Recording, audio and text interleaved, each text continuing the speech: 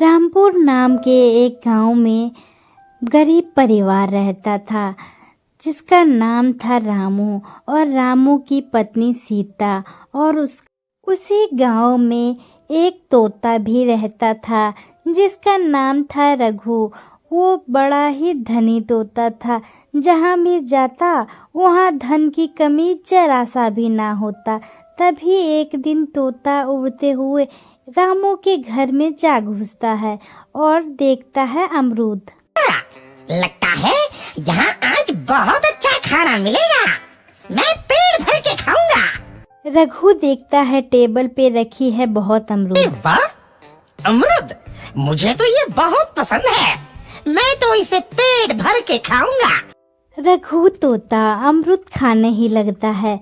तभी थोड़े ही देर में वहाँ सीता आ जाती है और देखती है तोता को अमरूद खाते, तो गुस्सा होके तोता को भगाती है। भाग यहाँ से, न जाने कहाँ से आ जाते हैं, मैं तो परेशान हो गई हूँ इनसे।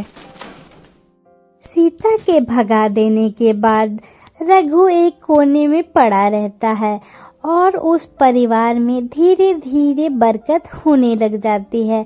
तभी रामू खाना खाते वक्त बोलता है, आजकल हमारी बहुत तरक्की हो रही है, काम भी अच्छा चल रहा है। सच कहा, भगवान हमेशा ऐसे ही हम पर मेहरबान रहे। पिताजी मुझे खिलौना लेके दो ना, मेरे सभी दोस्तों के पास है।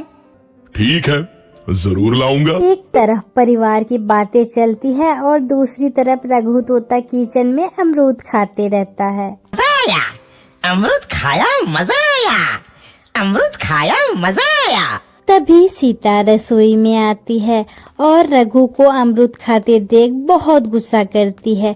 तभी वो एक पिंजड़ा लेके आती है और पिंजड़ा के अंदर एक अमरूद का टुकड़ा डाल देती है। जैसे रघु खाने घुसता है तैसे पिंजड़ा बंद हो जाता है और तभी रघु चिल्लाता है, घर निकालो, मैं यहाँ फंस गया हूँ, मुझे अगले बचाओ। ही दिन पिंजड़ा उठा के सीता बहुत दूर जाके रघु को छोड़ आती है। रघु के जाने के बाद ही घर का सारा बरकत धीरे धीरे खत्म हो जाता है। तभी सीता बोलती है, क्या हो रहा है, अचानक इतना कैसे बदल गया? अभी तक तो सब कुछ अच्छा चल रहा था। ताहे भगवान हम पर रूठ गए हैं। लगता है अब मुझे खिलौने भी नहीं कुछ दिनों बाद रघु तोता फिर से उस घर में वापस आता है। वापस आया, मैं वापस आया, अब मैं जमकर अमरूद खाऊंगा। रघु अमरूद खाने लग जाता है। तभी कुछ देर बाद वहाँ सीता आती है और रघु को अमरूद खाते देख गुस्सा हो जाती है। घर में पहले से इतनी दिक्कत चल रही है और ऊपर से ये तोता मुझे और परेशान कर रहा है। सीता फिर से रघु को घर से भगा देती है। रघु एक किनारे जाके छिप जाता है। घर में बरकत होना शुरू हो जाती है फिर से और रामू भी अच्छे खासे पैसे कमा लेता है। तभी तोता फिर से पिंजड़ा में आके बंद हो जाता है। लोग आखिर चाहते क्या हैं? एक तोते को शांति से अमरूद खाने क्यों नहीं देते? मैं कौन सा चोरी कर रहा हूँ, बस अमरूद ही तो खा रहा हूँ। तभी रामू वहाँ फिर से आता है और पिंजड़ा में तोते को देख बाहर छोड़ देता है। ये तोता भी कितना जिद्दी है, बार बार वापस आ जाता है।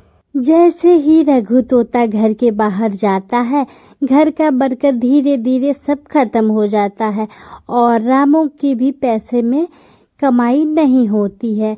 किसी को समझ नहीं आ रहा था कि आखिर हो क्या रहा है। रामू सोचता है घर में तोता आता है तो बरकत होता है, घर से जाता है तो बरकत नहीं होता है।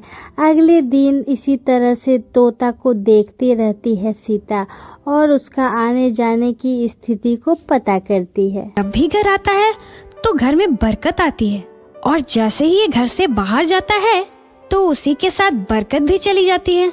कहीं ये जादुई तोता तो नहीं है? अगली बार जब ये तोता घर आएगा तो मैं इसे कहीं नहीं जाने दूंगी।